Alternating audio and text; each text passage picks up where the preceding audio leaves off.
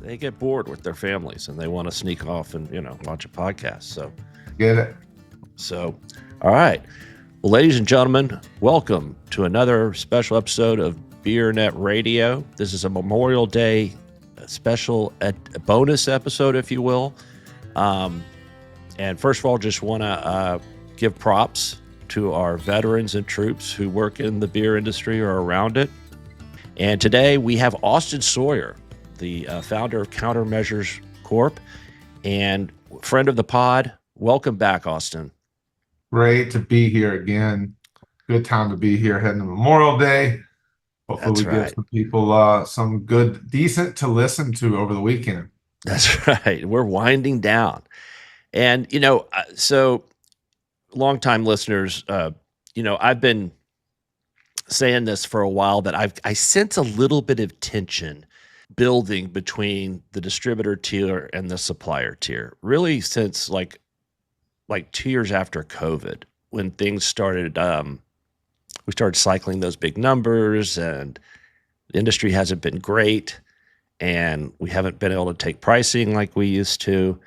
And so let me set the table and start by asking you, Austin, because you have that rare, you're kind of the connector between suppliers and distributors. That's what your company does.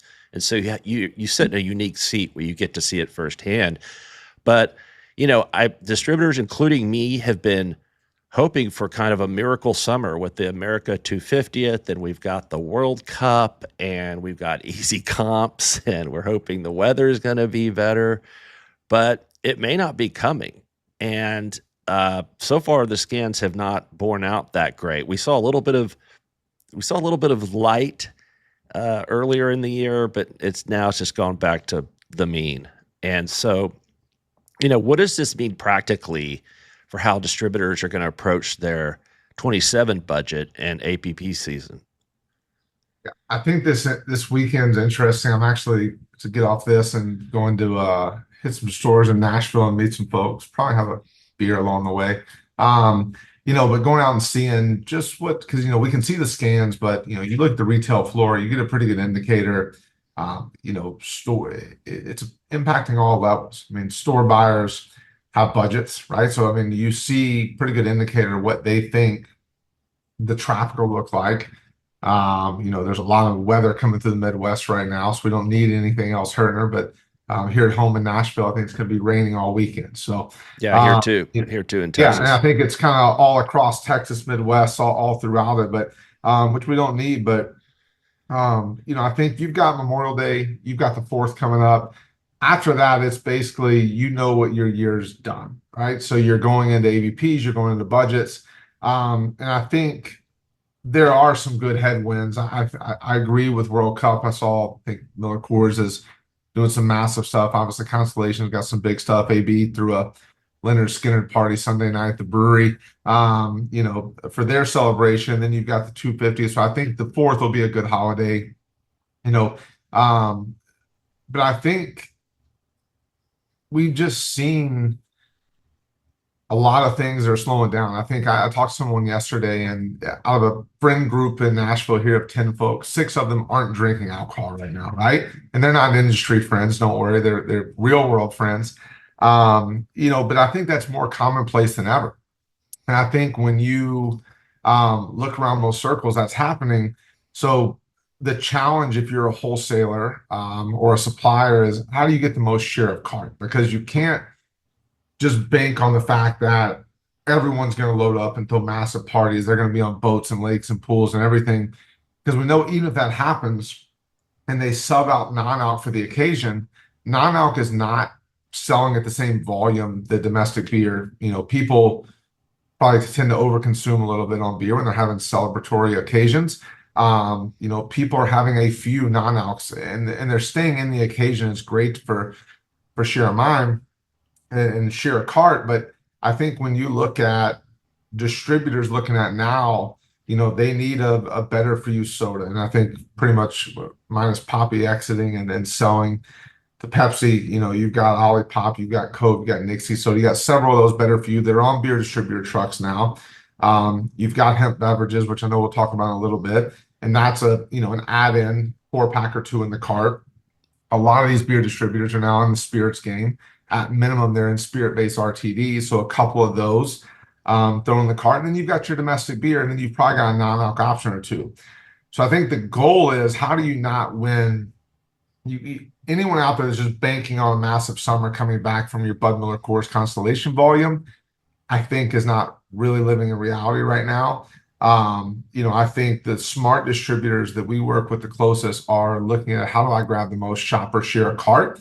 And that's how they're planning on winning, because those items are higher GP. They're not turning the same velocity, but if 3 cases of domestic beer equals 1 cases of whatever else this is, whether it's hemp beverages or RTDs or specialty beverage, whatever it is, they can make up, because at the end of the day, they're chasing a dollar revenue goal, not really a case revenue goal as total beverage wholesalers. Spirits helps with all that. So I think the ones that are set up and have been built, and it's not a flip of a switch. You can't figure out, you missed Q1, now we're going to build our portfolio. The good beer wholesalers that transition now have been building this book for a couple years now. They're dedicated non-out teams. They're specialized merchandising units. There are all these things it takes not only to build but win in the category. So I think those wholesalers have a pretty good plan, because any of that growth that they're forecasting for the rest of this share cart items, whatever we want to call them, are offsetting the delta of whatever domestic import beer is going to do or not do for them. So I think there's several wholesalers that are out there ahead of this and have planned accordingly. And I think they're going to go into AVP season with a pretty good reality, minus the hemp category is going to be the biggest curveball for the wholesalers. They're doing $1 million plus in that. But for the rest of it, I think there's going to be a natural, you talked about price increases. There's going to have to be price taken, I would assume. What's the elasticity of what price can do in this environment? No one knows, but I think there's going to have to be some pricing on some big brands. I know they all wait to see who moves and who doesn't and plays that game. I think there's naturally going to be some trimming. They're all under pressure for aluminum pricing, unless you're Modelo. 100%. It's not just volume; it's other costs that are going around. I think you're going to naturally have to see some hard decisions being made on personnel. I think the adage has been, you have to look at your non-revenue driving positions first. I think when you look at Molson Coors, and they put a new CEO in, I think a lot of their marketing team was removed. I believe it was, that I read with you guys. Because while it's great to have the glitz and glamour and the ads and the D2C and all this, they're not at retail driving sales. They're not with wholesalers driving sales. So I think a lot of those positions on the supplier side are at risk. Wholesalers, probably some of your management layers, some of your brand management team, which you can't get rid of, is drivers, merchandising, sales reps. Now they could probably thin some of that out, and all 3 of those positions have more territory, more responsibility than ever. But I think they're going to have to look at some efficiencies like that. I think more wholesalers than not that I speak to have already put a lot of operational efficiencies in place, whether that's going electric for tax credits. It's looking at new ways to deliver beer. We're seeing, I've been in a few different markets this year, and we're seeing more wholesalers implement the forgets the 7-bay trucks versus a traditional sideloader that's a non-CDL required vehicle, because your barrier to entry is lowered on people that have a Class A license.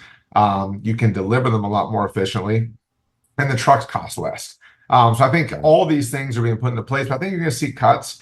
I think you're going to see the relationship you mentioned earlier between suppliers and wholesalers get tested even further than it's been. I think your wholesalers, most of the people doing those AVPs with their suppliers are GM, sales management, leadership roles in that role.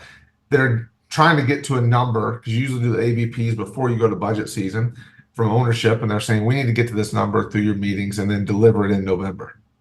Right. Well, I think they're saying there's going to be more pressure applied from the wholesaler to the supplier side. And I think, most of the people in that room for supplier side are saying, I'm fixed, right? I have no incremental budget. We're facing the same challenges you are. We've got aluminum costs. We've got tariffs that are an import, whatever, cut by 1 million different, or, death by 1 million cuts, if you will. But they're going to have the same challenges. So there's almost a stalemate situation. And I think they say, when I you know, I always bring up when I worked in the beer business. It's been 30 years since I worked at a beer store. But when let's say uh, management from Heineken USA would come to town, we'd take them out in the trade all day, and they would have an ask. We would counter. We'd go to a bar afterwards. We'd drink a bunch of beers. We'd work it out, and everything's fine. But it doesn't seem like that's happening as much anymore. Am I right on that? I think you are, and I think it goes into that first conversation, right? Those same regionals from Heineken or insert any supplier name here, they have less travel budget than ever. They have more territory than ever. They have more responsibilities because now they're doing ops and sales demand forecasting and pricing where they used to have an analyst on their team, and they don't have these things. And I don't know anything about Heineken. Besides, they make a great zero beer that tastes just like Heineken. But they don't have the same support staff. They have the same problems from a budgetary standpoint that distributors have. So again, you've got this. I told someone on a call, it's like the meme from The Office where everyone's pointing a gun at each other, and no one's really flinching, and they don't Right. know who's to blame, who's going to help each other. But at some point, if these things don't get back to happening, because the amount of calls I get from wholesaler friends that say, do you know this brand? They came in, they said, we missed plan by 5%. And we say, hey, well, you got cut from Walmart. You used to have somebody that came here once a week that was in this city that comes over here. You cut that. And they're like, yeah, but you still need to grow because you've agreed to these goals, right? Now, franchise laws protect most of the wholesalers in a lot of these states. Non-out can move as the wind blows for whatever their fair market value multiple is.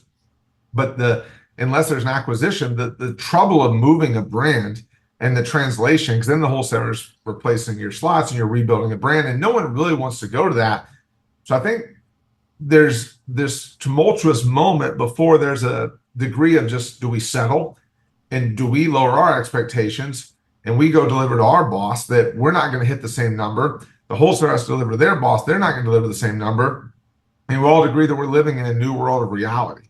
Right. Then what are the solutions, right? Like And how do the we finger figure this thing pointing out? goes both ways because since after COVID, distributors have not all, but a lot of distributors have cut service, cut routes, because out of necessity.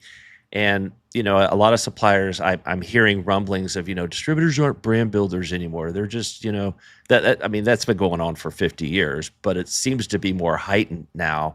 And then the distributor saying, well, hey, you're not giving us the pull support that you used to either. I mean, just kind of like what you just said. Lutz Ischleb, who used to run Paps years ago, used to say, cases hide many sins. You know, once we're growing, nobody blames anybody. Everybody's happy. But when we're not growing, everybody's pointing fingers in each other. And you touched on this, but I want to dig deeper into this part of it, about the product mix shift, because the days of just delivering pallet loads in the back of accounts and just easily merchandising it from there are over. There's a lot more singles. There's a lot more SKUs they have to deal with. So distributors are also feeling the pinch on the labor cost out in the field of just delivering this stuff, right? 100%. I mean, most wholesalers you speak to, like a lot of their growth is energy brands or better for you soda brands or water brands. I mean, you go by Kroger, Walmart, Target, it's a lot of that stuff is sold in the singles and the end cap of the front registers or the dedicated beverage coolers or, the produce coolers that have the singles for energy or whatever it may be. The same merchandisers, delivery people, salespeople are now filling those. So they're not, and again, you sell by the unit. It's great for trial. It's great for brand awareness. That brand won, in quotes, they got in there. But until that brand becomes a top performer and now can justify going from a singles row to getting an end cap on a shelf somewhere and selling some real volume, no one's really winning except the brand trial and awareness. They signed a distributor. They have support in market. They've done their job there. The marketing pulls the brand. But the distributor's really left holding the bag there. And look, I think if you talk to a lot of distributors, they're fighting for higher multiples than ever because this is a whole other argument. They're building these brands that people are getting paid on. And all they get is if it's a non-out, let's call it 2 to 4x multiple on the buyout. They feel like, and maybe rightfully so, they should be entitled to a percentage of the upside or whatever the exit is or whatever it is. And I think there's a world where legality intact, some of these agreements for ownership are going to include these things. And there's going to be I think there's going to be brands that wise up and start doing some kind of collective wholesaler ownership pool. 3% of our equity is going to be to our top performing distributors that vest over time once you hit milestones. Because, we've seen brands do incentives for wholesalers before where, you get 15 cents a case for everything over budget, and they throw a July 4th cookout and they all get a case of product, right? Wholesaler owners love that, taking care of their people. What they really learn, if say they got a 3x multiple on a brand they help to build, it exits, they get paid on the inventory plus the exit value of their trailing 12 months. They also get a piece of the exit price. And that now would be I think interesting. you've got more incentive and buy-in than ever. So I think that's a big change you're going to see. But yeah, I think it's going to be. I don't know if the relationship gets repaired quickly until you said it. Everyone's back to just being happy because cases are good and volume's there. But it's a collective build. I mean, we have a fair amount of wholesalers that in some sense do our jobs for us. They have these ABP meetings and they say, look, you're not putting a binding on a budget. You should call this crew, call the CMC guys. They've got 4 people in my market. They work with this wholesaler, they broker this route. And we have wholesalers saying, listen, here's the problem we have. And we've got no one from our team or their team covering the grocery channel to make sure we're full. So, we're selling incremental opportunities. If we bring you the supplier opportunities, will you guys do it? And we said yes for 6 years, how we built this place. We've always been a flexible solution that we don't really say no to a lot. We figured out. But they're bringing in partnerships to us to say, can you solve this? And our team's really good at saying yes. And right now we've got, I think, 130 plus people around the country. So the ability to say yes quicker is easier now that we have scale. But these wholesalers are saying, you're a solution. Suppliers aren't finding a magic bag of cash. We're not getting some surplus. The wholesaler, it's all supplier relationship with our side, wholesaler on the personal relationship, but suppliers pay us. But this is a solution to evaluate. And, it's some of this, it's glorified merchandising mixed with a sales route.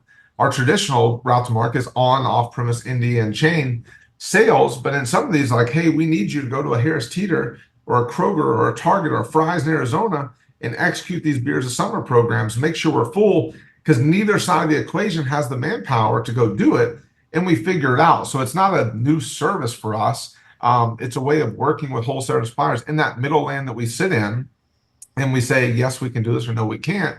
But we often find a way to be the solution. And I think creative solutions, whether it's us or wholesalers come up with one, suppliers come up with their own, that's, I think, the bridge to not just saying no and being in a stalemate.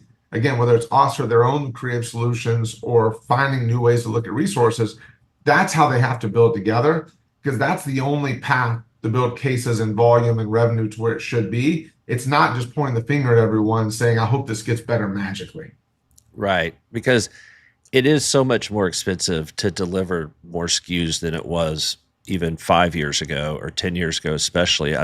My own son worked as a merchandiser in Austin, I think it was like 2 years ago. And I was shocked at how long it took to merchandise these stores, because they had products all over different parts of the stores. And you have to, like you said, fill in singles. It's labor intensive, expensive.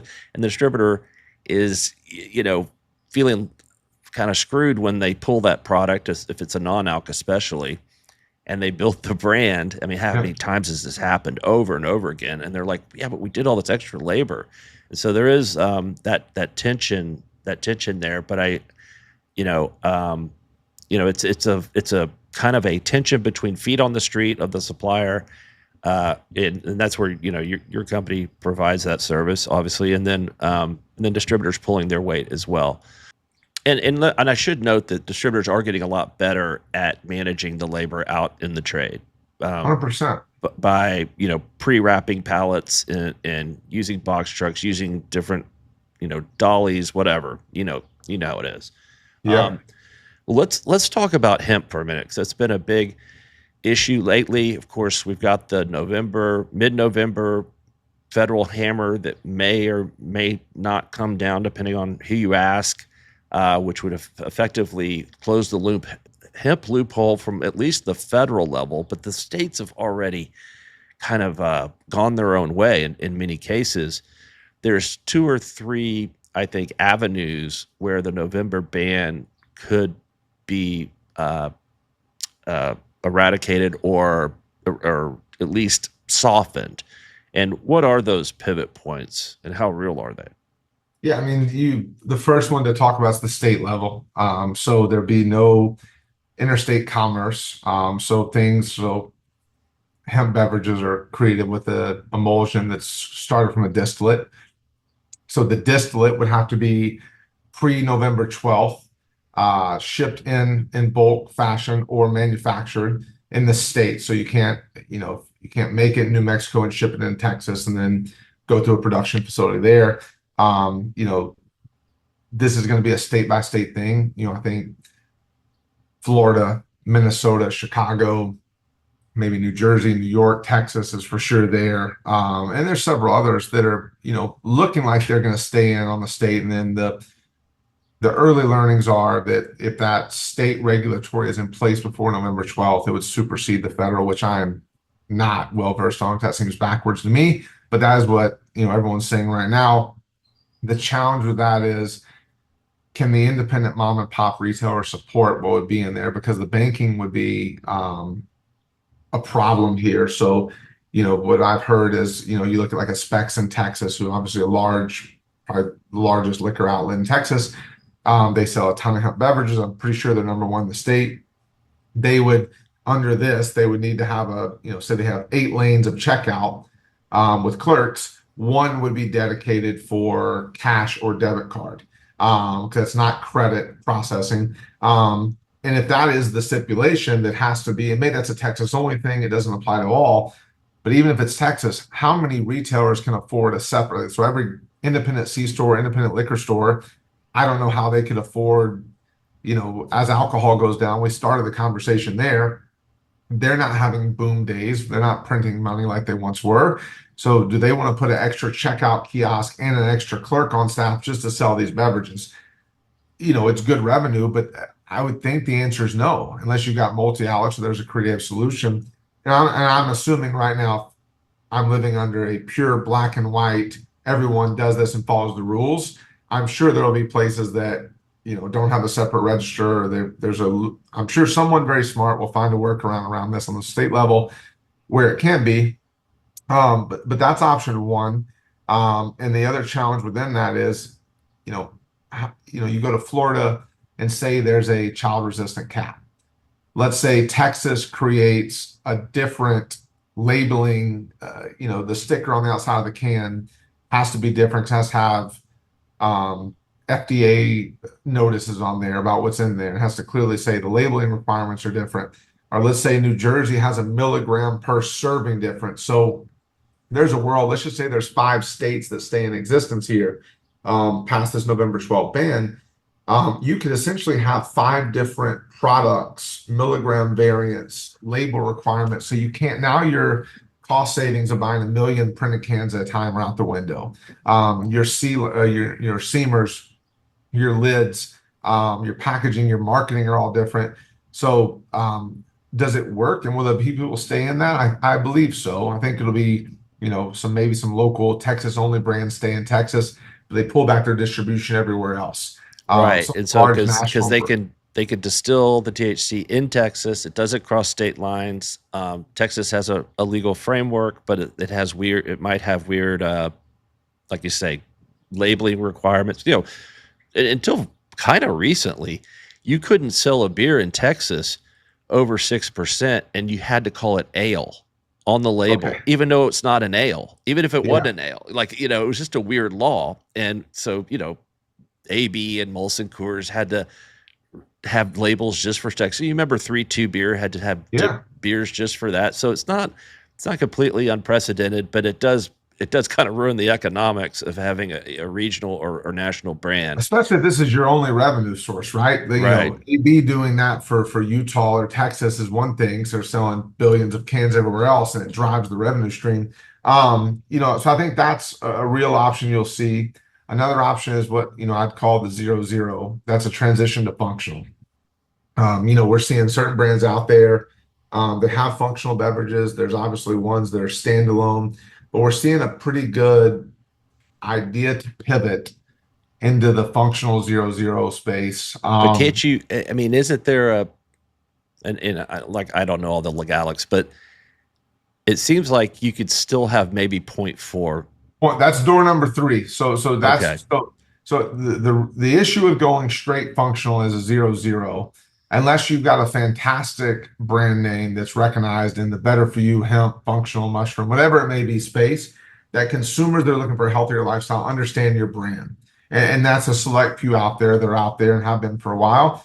I do think you can survive and actually do very well at that and probably get some national chains. Now, this comes the dilemma. Did you sign on a wholesaler in Texas that you gave full territory to? So now, I'm not saying this happens, but say HEB writes in and says, we want your functional line, but we want direct warehouse, not through a distributor. Right. You have to now negotiate wholesalers that are losing $1 million in revenue through your brands to say, we're going to carve this out or we're going to cancel you, right? So it's a whole other finger pointing, guns out. But then I think door number 3 is what is literally federally legal. And, I don't know. I almost feel like this was a mistake to leave it at 0.4. Like, no one will make this. What you have is one of the biggest emerging categories that I've ever seen in beverage with massive momentum behind it. They're going to find a way to make it. I do not see a world we don't have 50 brands doing a 0.4 milligram THC contained. Now, the issue is the ratio. So let's say it's a 1-to-10 ratio. If you're 0.4 THC, you then be 10 times that in CBD ratios. But it may be a 20 or 30. I think Colorado is 30-1. So, you'd be a high milligram CBD, which gets more expensive, or CBG, whatever it may be, that's in that state by state regulatory. On the federal level, places like California, I do not believe could sell the 0.4 milligram because there's already a fully federal framework for dispensaries there. But this opens up many other states that have not been in the game yet because there's no state defined and they're waiting on federal. So anywhere, but then the same question comes to play. If a state called Ohio on the Senate level banned hemp beverages, so under the same pretense that Texas is going to live, that we had state regulatory in place before federally went illegal, if the state went illegal before federal went legal at 0.4, does the same supersede process work both ways? So could you not sell a 0.4? But what I think is retailers are far more interested in a 0.4 because it's like there's an amazing brand that's on fire called Hio. It's a Field Afloat mushroom. I think Constellation's in it, Live Nation's in it. Brand's on fire. And you talk to 10 people that drink one, and do you feel something, right? And it's a mental of does CBD make you feel better? Do mushroom properties make you feel better? I think it wins because it's a cool, sexy, trendy thing. They see it at cool festivals and out there, and the marketing tells you it will. So maybe it's a preconceived notion in your brain. But on a 0.4 level for THC, you may have to drink. Look, there's a very big market for 2 to 3 milligram beverages right now, and a lot of chains. So the thought is you drink a 4-pack socially, you feel something over time. Now, do you keep any high? The people that are drinking the 10s, 20s, or 50s, no. But is there a play where a Kroger or a Walmart or somewhere goes, we'll roll with a 0.4 on a federal legal level and see what this replaces? Because, domestic beer is not expanding, craft's not expanding. I don't believe they want to add more space to non-alc day over day because, again, the volume per cold unit space in a grocery box isn't delivering the same as domestic or imports were or craft were. So I think they want to put something new in there that's a transitional between the non-alc and alcohol. Maybe it's before the non-alc. It's that functional.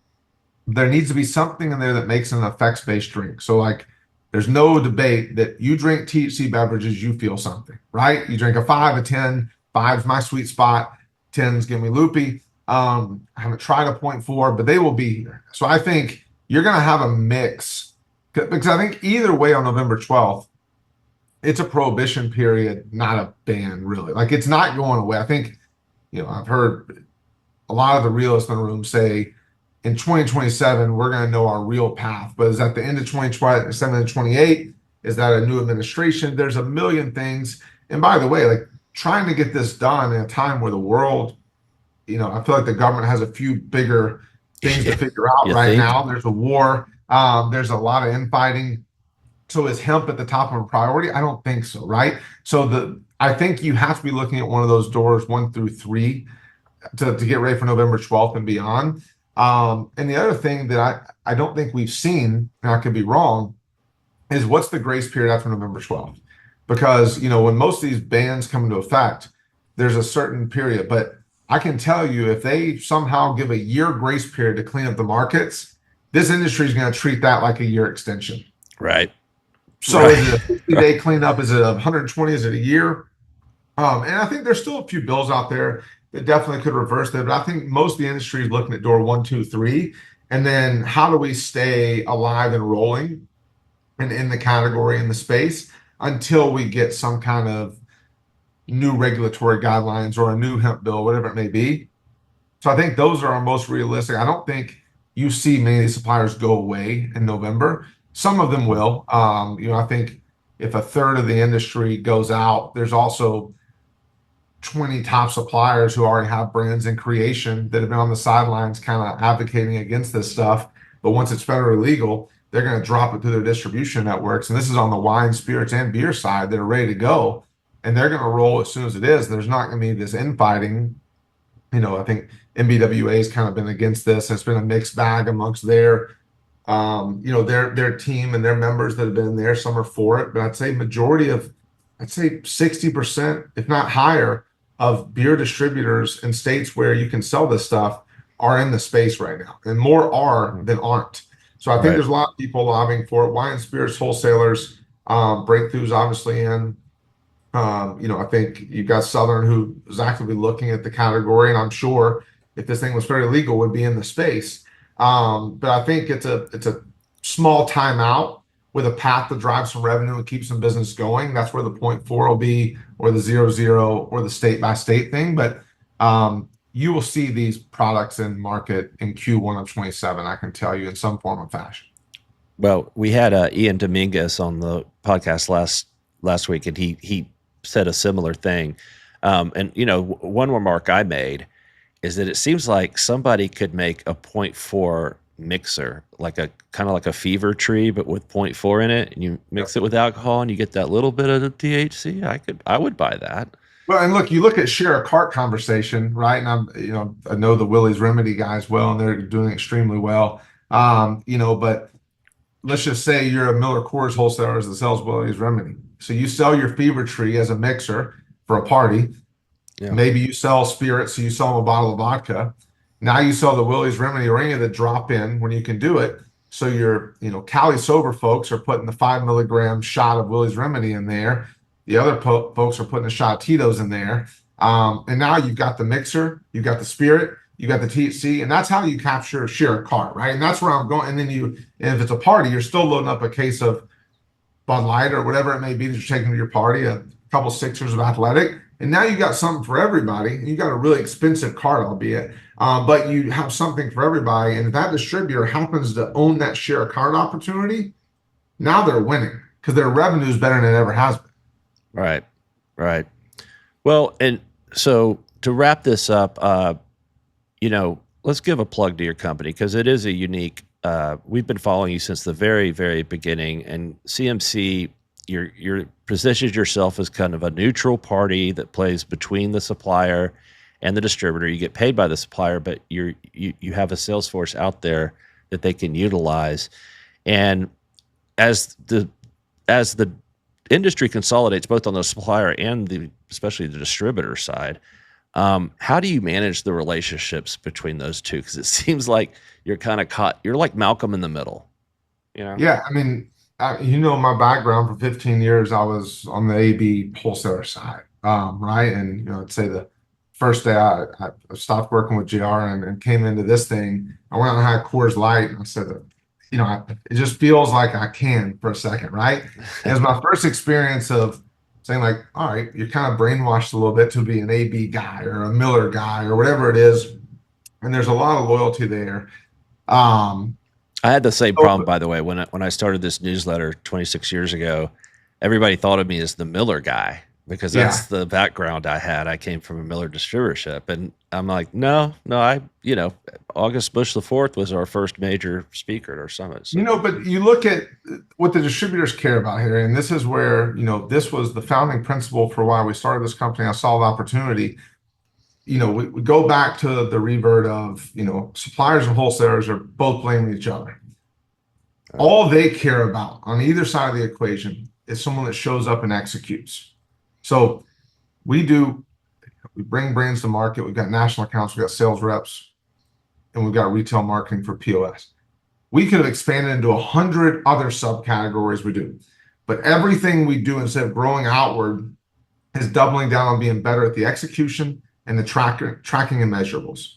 And it's everything we base our company on is the execution. Commitments are one thing. Fulfillment's what really matters. What's the driver put in that store, and it recognizes through their SRS. So while some wholesalers may say, well, you go to, here in Nashville is a good example. We've got a rep that works with Ajax Turner. We've got one that works with Reyes Debt. We've got one that works with Best Brands, a couple with Littman.